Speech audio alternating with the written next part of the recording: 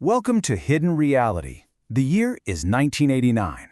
A famous actress wakes up in the dead of night, her heart pounding. Sitting completely silent beside her bed is a ghostly woman. It's a chilling encounter that mirrors thousands of claims from around the globe. But what happens when the spooky background music stops and these terrifying tales are dragged into the cold, unforgiving light of science? Today we are unpacking the psychology, the technology, and the incredible true stories hiding behind the world's greatest paranormal claims. It's a question that haunts human history. Are ghosts real or just incredibly good business? To understand if spirits are truly walking among us, or if we are simply buying into a carefully crafted illusion, we have to look closely at the evidence. We need to find out if the bumps in the night are proof of an afterlife or just the dark echoes of human psychology and profit-driven deception. To uncover the truth, our investigation today is broken down into 6 parts. We'll start with cases inspired by true events, then move into famous paranormal frauds. After that, we'll explore the psychology of hauntings, the actual science behind the Ouija board, and the reality of modern ghost hunting tech before finally examining the massive business of superstition. Let's begin with Part 1. Inspired by true events, the Dimple Kapadia mystery. Let's go back to that night in 1989. Bollywood star Dimple Kapadia was shooting a film called Lekin, a drama about a restless spirit trapped inside a grand Jaipur palace. Exhausted after a long day on set, she finally goes to sleep, only to wake up and find an eerie woman sitting right next to her bed. She even spoke to this entity, completely convinced she was staring at a true apparition. What did she actually see that night? We'll uncover the surprising truth behind her terrifying experience soon, but first, we need to examine the darker, more manipulative side of the paranormal industry. Part 2. Famous Paranormal Frauds. The History of the Hustle. Deception has a very long history. Back in the 1800s, the Fox sisters were absolute legends in America.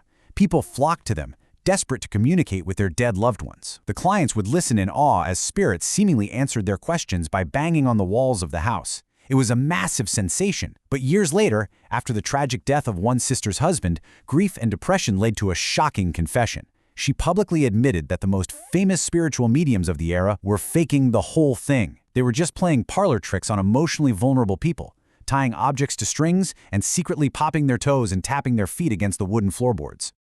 You might think we are smarter now, but our most famous modern horror stories are built on the exact same lies. Take the legendary Amityville horror. We've all heard the stories of the demonic house. But behind the pop culture phenomenon, there was no supernatural entity. There was just a man who murdered his entire family and blamed ghostly voices to try and escape justice. And the famous couple who moved in afterward? They fully admitted to fabricating the terrifying events, knowing perfectly well that a good ghost story would lead to highly lucrative book and film deals. And this deception hasn't stopped, it has just gone digital. Following the tragic real-life death of Bollywood actor Sushant Singh Rajput, a self-proclaimed paranormal investigator dropped a viral video. He claimed he was speaking directly with the actor's spirit. The grim reality? It was a complete fabrication. The investigator took audio clips from an old interview the actor had done with a film critic, manipulated the sound, and passed it off as a ghostly transmission. Tragically, major news channels broadcast this hoax blindly just to boost their ratings, literally exploiting a real human tragedy for cheap views. This brings us to Part 3, the psychology of hauntings, when the mind plays tricks. But what happens when people aren't lying? What if they are just victims of their own minds? Hollywood loves to manipulate real psychological tragedies into supernatural blockbusters. Take the hit horror film Veronica.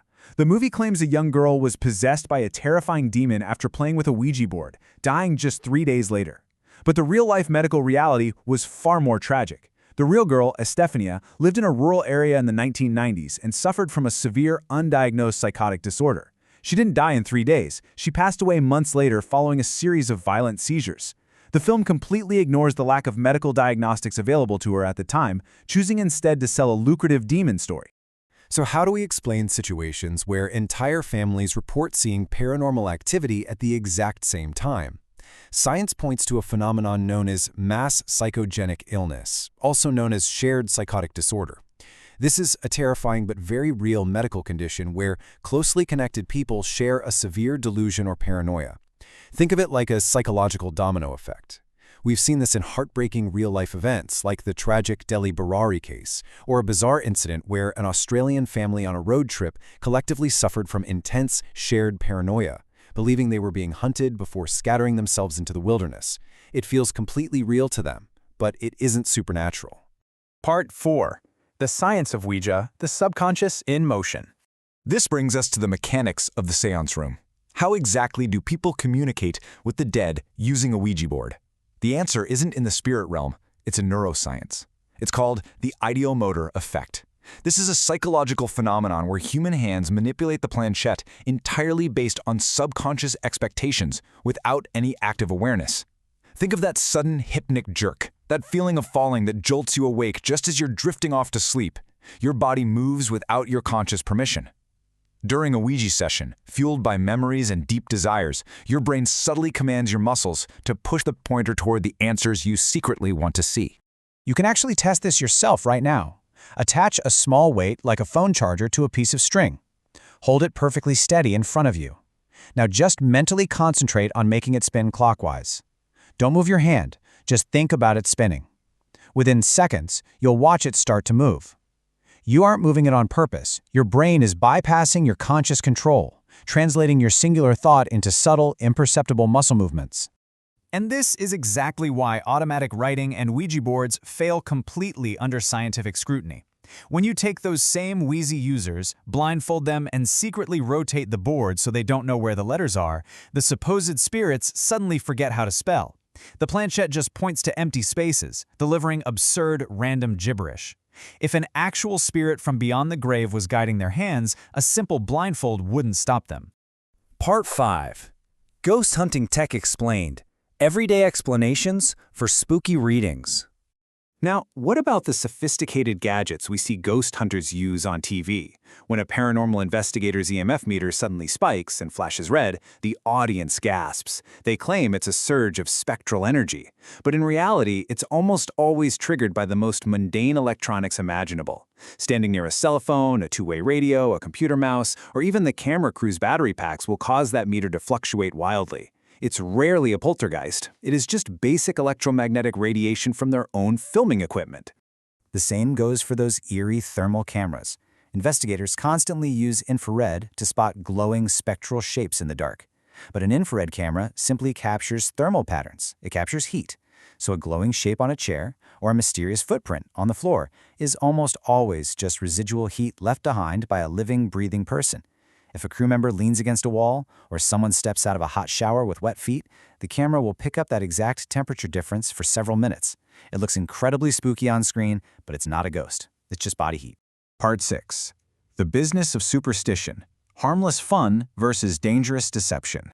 Which finally brings us back to the mystery we started with. Dimple Kapadia. The morning after her terrifying nighttime encounter, she confided in Princess Padmini Devi, and the princess offered a remarkably grounded, completely logical explanation.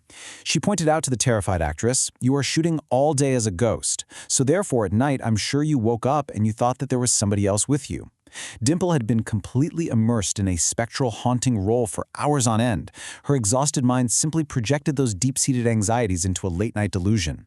There was no ghost in that Jaipur palace, just a very tired actress whose subconscious was still playing the part. While telling a spooky ghost story around a campfire is perfectly fine entertainment, we have to ask ourselves a serious question. Is exploiting superstition for profit harmless, or is it a dangerous deception that preys on the vulnerable? Is tolerating those who manipulate grief, fake spirit voices, and rely on our scientific ignorance for financial gain a reality we should just accept?